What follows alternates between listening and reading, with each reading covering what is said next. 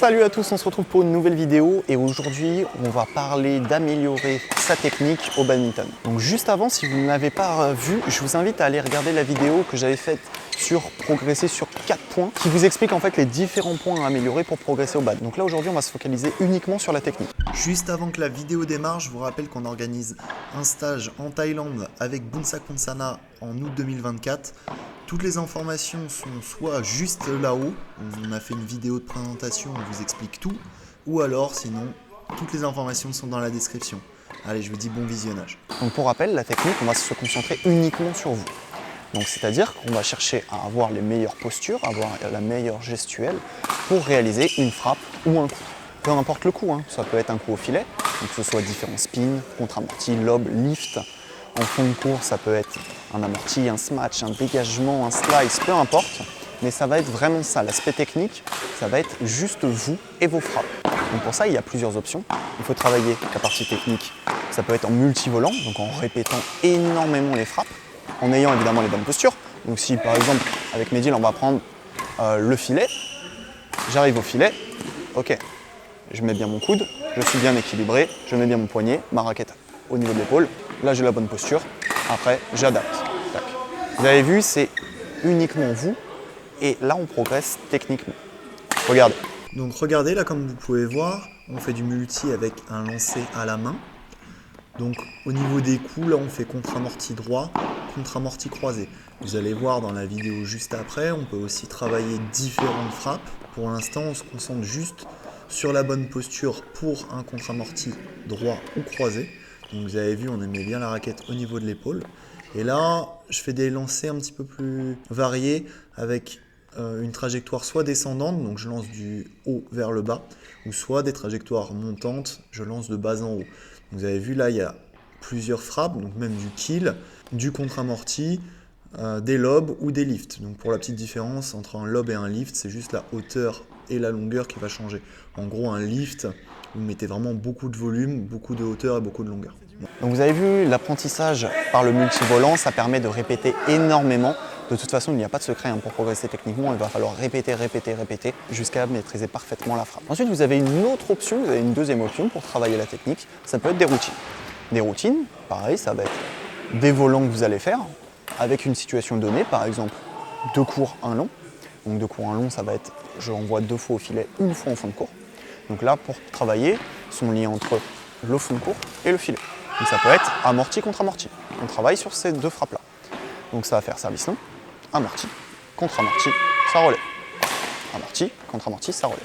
En faisant ça, on crée une routine d'entraînement et ça permet de progresser sur ces 2 frappes-là. Le partenaire travaille sur lob contre amorti. Lob contre amorti. Ok ? Donc ça, c'est uniquement technique. Regardez la situation pour progresser à l'aide d'une routine.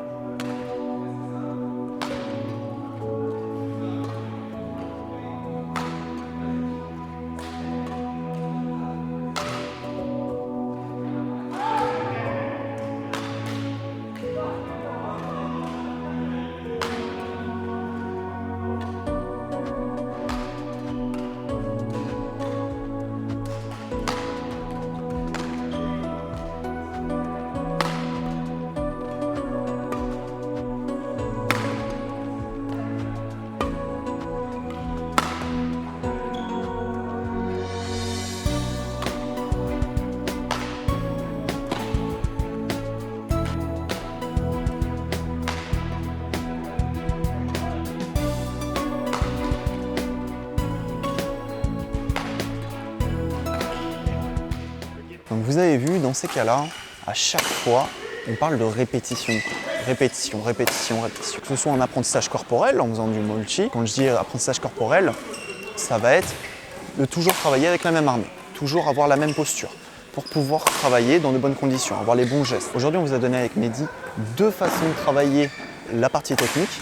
Évidemment, il existe d'autres façons de travailler. Vous pouvez travailler avec les plus petits en faisant un petit peu moins de multivolants parce que c'est compliqué de distribuer. D'ailleurs, on va vous montrer juste après comment on distribue. Alors du coup, pour distribuer, vous avez vu, je tiens mes volants avec la main gauche quand je suis droitier. Je viens prendre les volants avec ma main droite, je les lâche devant moi et après je fais comme un service. Donc ça, c'est la distribution à la raquette la plus simple.